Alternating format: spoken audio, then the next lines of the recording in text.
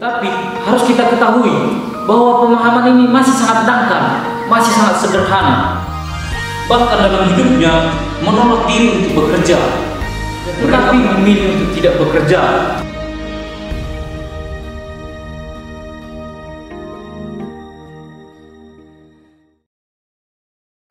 Saudara-saudara yang terkasih, marilah kita memulai permenungan kita dengan membuat tanda salib. Dalam nama Bapa dan Putra dan Roh Kudus. Amin. Saudara-saudari, permenungan kita hari ini diambil dari surat Rasul Paulus kepada jemaat di Tesalonika bab 3 ayat 6 sampai 15. Hendaklah kamu bekerja supaya kamu memperoleh hidup. Saudara-saudara yang terkasih, sebelum memulai permenungan ini, saya ingin menawarkan sebuah cerita yang barangkali mampu mengantar kita kepada permenungan yang lebih dalam. Suatu ketika, Andi merasa sangat sedih. Kesedihannya ini muncul dari pengalamannya melihat teman-temannya yang riang gembira. Mereka berkeliling-keliling kampung menggunakan sepeda, sedangkan dia hanya bisa melihat dan meratapi nasibnya. Andi ini sangat berkeinginan untuk memiliki sepeda. Namun apa boleh buat, keadaan ekonomi keluarganya membuat dia tidak mampu untuk membeli sepeda. Dia hanya sanggup untuk meratapi nasibnya dengan ratapan-ratapan kosong. Namun, meskipun demikian, dia tetap tidak berbuat apa-apa. Bahkan, hanya untuk membantu orang tuanya pun dia sangat susah. Maka dalam doa-doanya Andi seringkali memohon kepada Tuhan supaya dia diberikan oleh Tuhan uang yang banyak. Dia berdoa supaya Tuhan menjatuhkan sekarang uang dari atap rumahnya. Saudara-saudara yang terkasih, cerita Andi ini membantu kita untuk semakin menghayati dan merefleksikan hidup kita, merefleksikan bagaimana kita telah berusaha untuk bekerja. Cerita Andi ini juga membantu kita untuk mendalami tema kitab suci bulan nasional tahun ini. Rasul Paulus dengan sangat tegas mengatakan supaya siapa yang tidak bekerja, hendaklah ia tidak makan. Kita tidak akan memperoleh apapun kalau kita hanya diam tanpa melakukan apa-apa. Ya, barangkali kita akan hanya memperoleh hujatan dari orang-orang di sekitar kita. Saudara-saudara yang terkasih, barangkali kita berhenti pada pemahaman bahwa ya, kalau tidak bekerja, tidak makan, apa mau dimakan, toh nggak ada dikerjakan, begitu. Tapi harus kita ketahui bahwa pemahaman ini masih sangat dangkal, masih sangat sederhana. Surat Rasul Paulus ini ingin mengatakan, ingin melihat keadaan saat itu.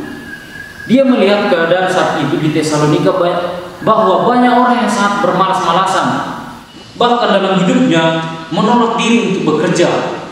Mereka beranggapan bahwa gereja itu akan memberi uluran belas kasih, gereja akan mengulurkan tangan belas kasihnya, sehingga mereka akan tetap memperoleh makanan. Paulus tidak pernah mengajarkan kita supaya memberi bantuan kepada orang-orang yang menolak untuk bekerja, yang mempunyai kemampuan untuk bekerja. Selagi mampu, kita harus berusaha untuk diri kita sendiri, minimal untuk diri kita sendiri. Lalu ketika kepenuhan untuk diri kita sendiri sudah terpenuhi, maka bisalah kita mulai memikirkan orang lain. Begitulah kira-kira pemikiran yang sangat sederhana. Dan hal-hal seperti inilah yang ditentang oleh Paulus, yang ketika mempunyai kemampuan, ketika mempunyai kekuatan untuk bekerja, tetapi memilih untuk tidak bekerja dengan mengharapkan belas kasihan dari orang lain. Maka Paulus menyarankan kepada kita supaya kita menjauhkan diri dari orang-orang demikian. Maka dengan tegas pula Rasul Paulus mengatakan supaya kita sebagai orang Kristen, sebagai orang Kristiani, supaya kita berusaha sekuat tenaga untuk memenuhi kebutuhan kita selagi kita mampu. dan kita juga memenuhi kebutuhan orang-orang di sekitar kita. Dengan demikian tercapailah apa yang ingin diharapkan oleh Paulus ini. Saudara-saudara yang terkasih, sebenarnya kalau kita menghayati kata-kata Paulus ini adalah sebuah cambuk yang keras bagi kita. Kata-kata Paulus mengingatkan kita agar kita menghargai setiap rahmat yang kita terima dari Allah Bapa. Kita diajarkan supaya hidup doa dan karya kita berjalan beriringan. Tidak baik jika kita hanya berdiam dalam doa-doa saja. Tidak baik juga kalau kita hanya bekerja saja tanpa meluangkan waktu untuk berdoa. Barangkali pepatah Latin ora et labora mampu menggambarkan tuntutan hidup yang harus kita lakukan sebagai seorang Kristiani. Saudara-saudara yang terkasih, lewat suratnya Paulus ingin membawa kita ke dalam permenungan mendalam perihal bagaimana kita memperoleh hidup yang sejahtera, seperti penekanan tema Bulan Kitab Suci Nasional Keuskupan Agung Medan tahun ini. Kita butuh pekerjaan, kita butuh bekerja dan harus bekerja supaya kita memperoleh hidup.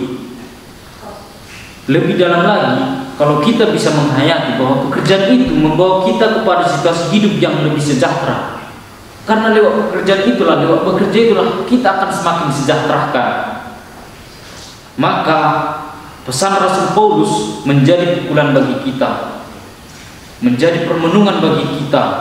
Apakah selama ini kita termasuk orang yang bermalas-malasan dalam bekerja, ataukah kita telah memberi diri dengan sungguh-sungguh untuk bekerja?